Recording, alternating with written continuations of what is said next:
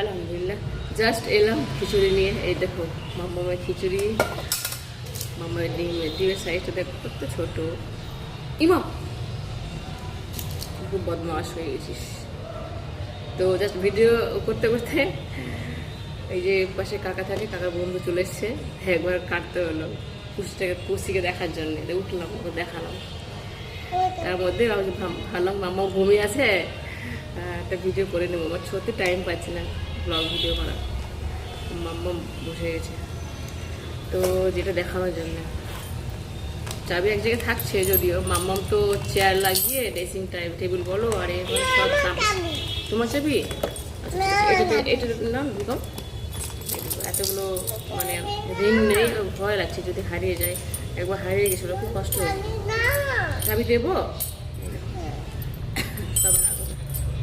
এটা আলমারি নাও। তো কোটো সব নিয়ে নিয়েছি, কোটটা এমনি দিয়েছে আমাকে যদিও কসমেটিক দোকান। তো রিং তেমন ছিল না, এগুলোই ছিল আপাতত। তো কেমন হয়েছে অবশ্যই। আচ্ছা তোমার সব মাম্মা, তোমার জন্যই তো সব। তো আরেকটা সুন্দর তিমি মাছ ছিল, এটা তিমি মাছ না কি মাছ জানি না, তবে আরেকটা কি মাছ ছিল বেশ, ওটা আমার গঞ্জি নিয়েছে। বলছে আন্টি এটা নেবো, নাও। এই সামনে স্কুলে পড়াশোনা করে। হ্যাঁ তোমার সব মাম্মা।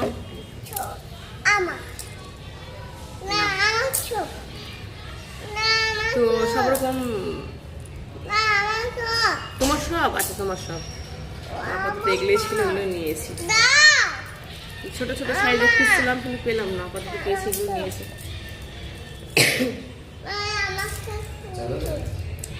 আর এটা হচ্ছে সাইকেলের খাওয়া ওকে হয়ে গেছে। দুবার ঠিক করার পর সাইকেল তো ওকে সব নতুন টায়ার টিউ লাগাতে হয়েছে।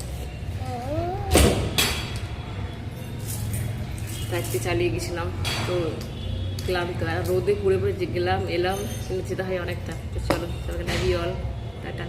আর কেমন হয়েছে অবশ্যই বলো।